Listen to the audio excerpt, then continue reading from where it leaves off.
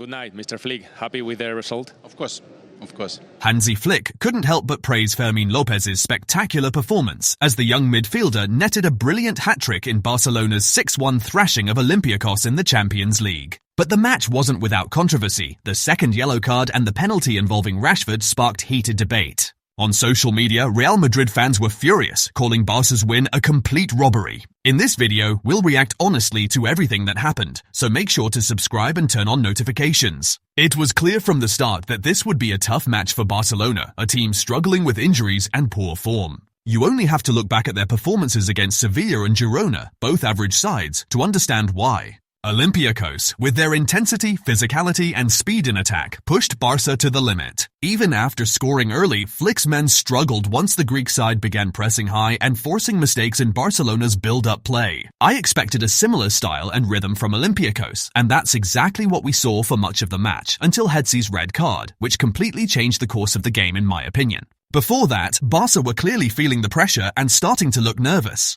I'm not sure if the players are still feeling the effects of last season's heavy workload, but their physical level definitely seems to be suffering. In the first half, Barcelona showed glimpses of the football we saw last season. Even with El Clasico against Real Madrid just 5 days away, the level of play itself isn't a huge concern yet. The real issue is physical. The team needs to regain rhythm and intensity. The hope is for a more balanced performance, without such extreme highs and lows. Still, the team's energy levels are worrying. At several points in the first half, Barca looked less dynamic than Olympiacos, which is a short-term concern.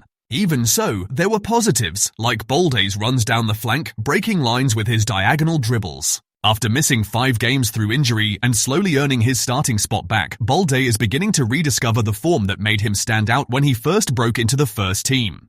With Rashford playing centrally, Balde took full control of the left side, running with ease and determination. He looked like the exciting young left-back he was before his injury setback. His connection with Dro worked well. He was one of Barca's key outlets to escape Olympiacos' high press and one of their first offensive weapons. Olympiacos took a big risk by pressing Barcelona high, and they almost scored in the opening minute. Szczęsny had to make a huge save from a Podence shot after a misplaced pass by Balde under pressure. Mendilibar's courage to take Barca on head-to-head was admirable, but it's also a dangerous game. Rashford gave an early warning before Fermin opened the scoring in the 7th minute, pouncing on a loose ball in the box after a Lamine counter-attack that Solakis initially stopped but couldn't block the rebound. You'd think that goal would force Olympiacos to change their approach, but it didn't. Mendilibar's team kept pressing high, while Barca continued to look uncomfortable in defense. Constant passing errors once again exposed the insecurity of a team not used to playing without dominating possession. Dani Garcia nearly equalized, but Casado managed to deflect it for a corner. Despite Barca's attempts to break through, the gap in attacking power was evident. The match looked far closer to 2-0 than 1-1, and that's exactly what happened. Pedri stole the ball from Dani Garcia with a strong tackle, played it to Dro, who laid it off to Fermin. After cutting inside the box, Fermin calmly finished for his second goal of the night. Fermin has something I really admire: intensity and aggression, both when recovering possession and when driving forward. He's not your typical control-oriented midfielder. Instead, he's vertical, direct, and constantly looking for goal. That trait is a huge plus for a Barcelona side often filled with passing specialists but lacking attacking aggression. He fully deserved both his first half goals with his left foot. His goal-scoring instinct makes a massive difference. In the second half, Olympiacos briefly made it 2-1 after a Podence cross found El Kaabi, who headed it into the net, but VAR intervened and disallowed the goal due to an earlier handball by Eric Garcia inside the box. The explanation is as follows. In that play, the ball first touched Eric Garcia's arm, then deflected off El Kaabi, and finally fell to Podence, who continued the move. At that point, an offside position had already occurred, so if the referee ignored the handball and allowed the goal, he would have had to cancel it right after for offside. That's why, upon reviewing the play, VAR determined that Eric Garcia's handball happened before the offside situation, meaning before the phase of play that led to the goal.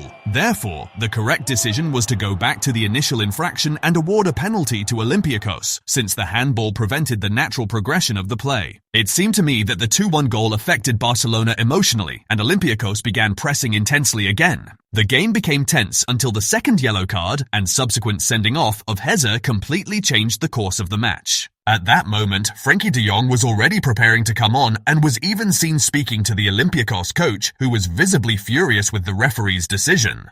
In my opinion, there was a genuine challenge for the ball between Casado and Hezze, and perhaps unintentionally, Hezze struck Casado's face with his right hand while regaining possession. The referee was very close to the action and had a clear view. Honestly, I can understand both possible outcomes. If he had chosen to just call a foul, considering Hezze already had a yellow card and the contact looked accidental, it wouldn't have been a scandal. On the other hand, sticking with the decision to show a second yellow and send him off, interpreting the contact to the face as worthy of a booking, isn't unreasonable either. There was a lot of talk suggesting the referee refused to check the monitor, but in fact, he paused the game to communicate with the VAR. After their discussion, the video referee concluded there was no clear or obvious error to correct, meaning it was a field decision, so the main referee stood by his call to send Hezze off. Mendilibar was upset with the decision, the red card. What do you think about this decision? Well, it's not my task. So I also have some situation in the past. Also, I think different. But it's not to discuss this. I think it's not the right moment.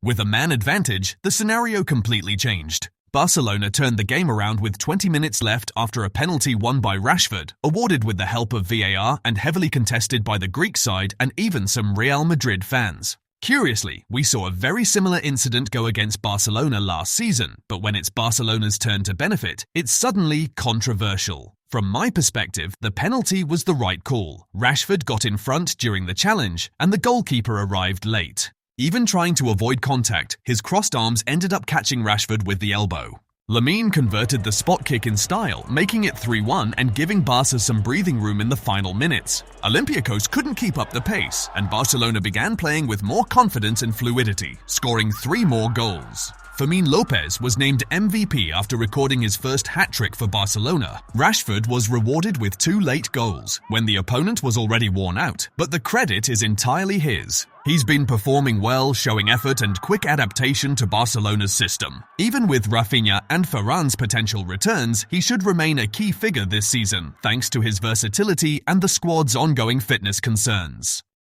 I thought Rony Bardghji came on really well, once again incisive, looking for the ball and constantly troubling the opposing defense. He made a brilliant play in Fermin's goal and showed the daring attitude he needs to maintain. He can't just be a winger who passes sideways and plays safe, he has to keep that spark, just like Dro showed. When Fermin Lopez scored his second goal, he immediately turned to thank Dro Fernandez for the assist, a gesture that showed that goal belonged to both of them. Although less flashy than his impressive debut against Real Sociedad, Dro still left his mark. According to Opta, he became the second youngest player in Champions League history to record an assist at 17 years and 282 days, behind only Giovanni Reina, 17 years and 97 days. Playing wide but with the instincts of a midfielder, Dro looked calmer and more confident. His assist came from a Pedri ball recovery in a coordinated pressing play, something Hansi Flick's team has been working to improve. Dro continues to confirm his potential and earn a spot in the senior squad. Despite Nicki Nicole's presence in the stands supporting her boyfriend, Lamine Yamal didn't have his usual standout performance. It's understandable. He's still gradually returning under Flick's guidance after a pubic injury. At several points, he seemed hesitant in one-on-one situations, perhaps afraid to push his body too much. He took few risks and his body language showed a certain insecurity. It's unclear whether that's purely confidence-related or also physical discomfort, possibly pain, fear of relapse, or restricted movement. There's also the mental side. Lamine has been under constant public scrutiny, surrounded by rumors, comments, and gossip, heavy stuff for an 18-year-old already labeled as the future king of football. That kind of pressure inevitably affects anyone emotionally. In this match, he seemed subdued, slouched shoulders, low energy, and at times even disengaged. That's concerning. He needs to play for the team, not just for himself, participate more off the ball, help his teammates, and stay committed. Fluctuations are normal at this stage, and he'll surely find his rhythm again. Hopefully, against Real Madrid, we'll see the electric, motivated Lamine we saw against PSG before his injury flare-up. Whether physical, mental, or behavioral, it's hard to say. But one thing's clear, this wasn't the Lamine we're used to seeing. Even though he scored once and assisted the first goal, Lamine Yamal needs to show more focus and intensity. In contrast, Fermin Lopez was tireless, everywhere on the pitch, full of energy, grit, and determination to make a difference. Playing as an attacking midfielder, he pressed high, drove the team's tempo and capped off an outstanding night with a hat-trick, leaving Hansi Flick thoroughly impressed. Fermin has a brilliant performance. What do you think about Fermin? Because he's an emotional player. He scored, he ran, he does everything. No, a great performance today. And also the 3 goals. First goals were very important for us. Give us also in the first half the confidence. He's a player, he has everything. He is very dynamic. We need this speed also. And of course also he knows how to score goals.